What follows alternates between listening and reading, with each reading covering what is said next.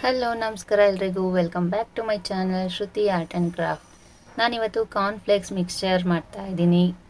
Tea ಟೈಮ್ಗೆ ತುಂಬ ಟೇಸ್ಟಿಯಾಗಿರ್ತಕ್ಕಂಥ snacks ಇದು. ಎಲ್ಲರೂ ಕೂಡ ಇಷ್ಟಪಟ್ಟು ತಿಂತಾರೆ. ಹಾಗಾದರೆ ಇದಕ್ಕೆ ಬೇಕಾಗಿರೋ ಸಾಮಗ್ರಿಗಳು ಏನೇನು ಅಂತ ನೋಡೋಣ ಬನ್ನಿ. ನಾನಿಲ್ಲಿ 1 ಬೌಲ್ನಷ್ಟು ಕಾರ್ನ್ಫ್ಲೇಕ್ಸ್ ತೊಗೊಂಡಿದ್ದೀನಿ. ಅದಕ್ಕೆ ಕಾರ್ನ್ಫ್ಲೇಕ್ಸ್ ನಿಮ್ಮ ಮನೇಲಿ ಎಷ್ಟು ಜನ ಇದ್ದಾರೆ ನೋಡ್ಕೊಂಡಷ್ಟು ತೊಗೊಳ್ಳಿ. ಶೇಂಗಾ ಬೀಜ, ಒಣ ಕೊಬ್ಬರಿ, ಕರಿಬೇವು, ಬೆಳ್ಳುಳ್ಳಿ, ಇದನ್ನೆಲ್ಲ ಅಳತೆ ನಿಮ್ಗೆ ಎಷ್ಟು ಬೇಕಷ್ಟು ತೊಗೋಬೋದು. ಮತ್ತು ರುಚಿಗೆ ತಕ್ಕಷ್ಟು ಉಪ್ಪು ಮತ್ತು ರುಚಿಗೆ ತಕ್ಕಷ್ಟು ಖಾರ. ಎಣ್ಣೆ ಕಾಯೋದಕ್ಕೆ ಇಟ್ಕೊಂಡಿದ್ದೆ ನಾನು ಮುಂಚೆನೇ, ಕಾದಿದೆ ಚೆನ್ನಾಗಿ. ಈಗ ಒಂದೊಂದೇ ಹಿಡಿಯೋಷ್ಟು ಕಾರ್ನ್ಫ್ಲೇಕ್ಸ್ನ ಎಣ್ಣೆಯಲ್ಲೇ ಹಾಕಿ ಕರ್ಕೊಳ್ಳಿ. ಒಂದು ದೊಡ್ಡದಾದ ಅಥವಾ ಅಗಲವಾದ ಪಾತ್ರೆಯಲ್ಲಿ ಇದನ್ನು ಕರ್ದಿರೋ ಫ್ಲೇಕ್ಸ್ನೆಲ್ಲ ಹಾಕ್ಕೊಳ್ತಾ ಇದ್ದೀನಿ.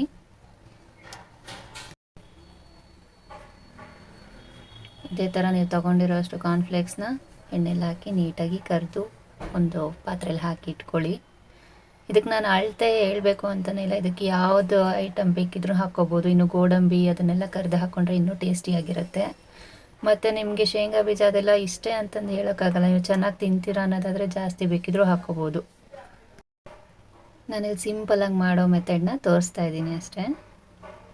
ನೋಡಿ, ಎಲ್ಲದನ್ನು ಈ ರೀತಿಯಾಗಿ ಫ್ಲೇಕ್ಸ್ನೆಲ್ಲ ಕರೆದು ಚೆನ್ನಾಗಿ ಇಟ್ಕೊಳ್ಳೋಣ. ಇದನ್ನು ಹೀಗೆ ತಿನ್ನೋಕ್ಕೂ ಚೆನ್ನಾಗಿರುತ್ತೆ. ಚಿಕ್ಕ ಮಕ್ಕಳೆಲ್ಲ ಹಾಗೆ ಓಡಾಡ್ಕೊತ ತಿಂದ್ಬಿಡ್ತಾರೆ. ಹಾಗೆ ನನ್ನ ವೀಡಿಯೋಸ್ ಎಲ್ಲ ನಿಮ್ಗೆ ಇಷ್ಟ ಆಗ್ತಾಯಿದ್ರೆ ಕಮೆಂಟ್ ಮಾಡಿ ತಿಳಿಸಿ, ಲೈಕ್ ಮಾಡಿ, ಶೇರ್ ಮಾಡಿ, ಸಬ್ಸ್ಕ್ರೈಬ್ ಮಾಡಿ.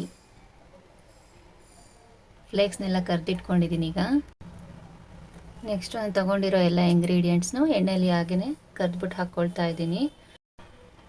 ಮೊದಲಿಗೆ ಇಲ್ಲಿ ನಾನು ಶೇಂಗಾ ಬೀಜನ ಫ್ರೈ ಮಾಡ್ಕೊಳ್ತಾ ಇದ್ದೀನಿ. ಎಣ್ಣೆಲಿ ಚೆನ್ನಾಗಿ ಕರೆದ ನಂತರ ಅದನ್ನು ಕೂಡ ಫ್ಲೇಕ್ಸ್ಗೆ ಹಾಕ್ಕೊಳ್ಳಿ.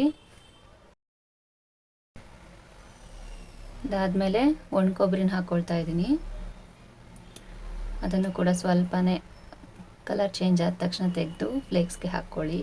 ಹಾಗೆ ಬೆಳ್ಳುಳ್ಳಿ ಮತ್ತು ಕರಿಬೇವು ಆ ಎರಡನ್ನೂ ಕೂಡ ಫ್ರೈ ಮಾಡಿಬಿಟ್ಟು ಹಾಕ್ಕೊಳ್ಳಿ. ನೆಕ್ಸ್ಟ್ ಎಲ್ಲ ಫ್ರೈ ಮಾಡಿ ಹಾಕ್ಕೊಂಡಾದ್ಮೇಲೆ ಅದು ಬಿಸಿ ಇರುವಾಗಲೇ ರುಚಿಗೆ ತಕ್ಕಷ್ಟು ಉಪ್ಪು ಮತ್ತು ಖಾರದ ಪುಡಿನ ಸೇರಿಸ್ಬಿಟ್ಟು ಚೆನ್ನಾಗಿ ಮಿಕ್ಸ್ ಮಾಡ್ಕೋಬೇಕು.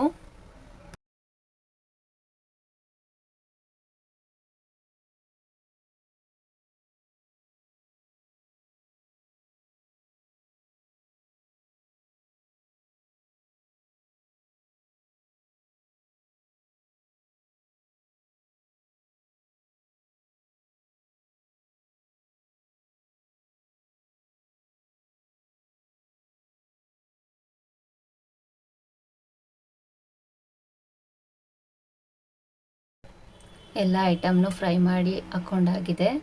ಇದಕ್ಕೆ ಉಪ್ಪು ಮತ್ತು ಖಾರ ಪುಡಿನ ಸೇರಿಸ್ಬಿಟ್ಟು ಚೆನ್ನಾಗಿ ಮಿಕ್ಸ್ ಮಾಡ್ಕೋಬೇಕು. ಮಿಕ್ಸ್ ಮಾಡ್ಕೊಳ್ಳೋದು ಹೇಗಪ್ಪ ಅಂದರೆ, ಇದನ್ನು ಹಾಗೆ ಮೇಲೆ ಕೆಳಗೆ ಪಾತ್ರೆನೇ ನೀವು ಮೇಲೆ ಕೆಳಗೆ ಮಾಡಿ ಮಿಕ್ಸ್ ಮಾಡ್ಕೋಬೇಕು.